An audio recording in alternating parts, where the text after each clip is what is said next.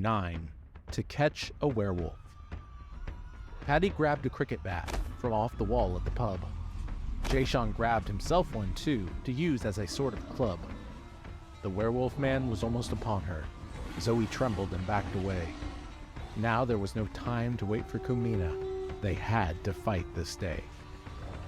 Jay-Sean said a little prayer. Then they dashed out at the beast. Paddy swung at the beast's knees and took him off his feet.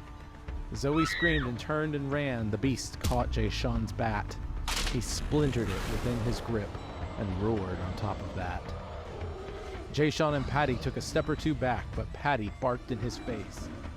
"Back down, Ted! I know you're in there! Get back to the safe place!" Ted's roar turned to a guttural growl, and Paddy pushed forward toward him. "Ted, I am not letting you do this! Do you hear me? Are you within?"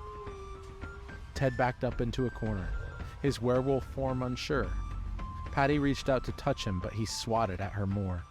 Then from atop a nearby wall, in the alley they had led him to, they heard a song in Irish Gaelic sung by a voice that was solemn and blue.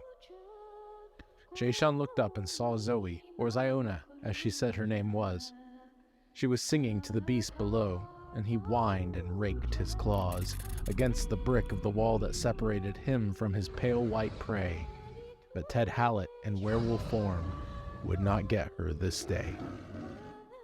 An arrow from Kumina's bow flew down the alley and hit Ted's backside and penetrated deep, and the beast began to quit. Ted turned back into a man naked in that alleyway. Paddy pulled the arrow right out. "Are you sure that's the way?" "He still has healing powers going, up to an hour after he's changed.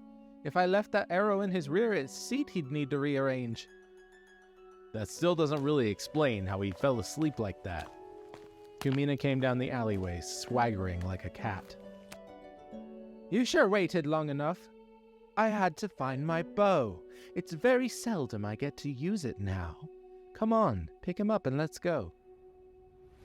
"I don't like this, guys. What if his sleepiness is a trick?" "It isn't, numbskull. I did it.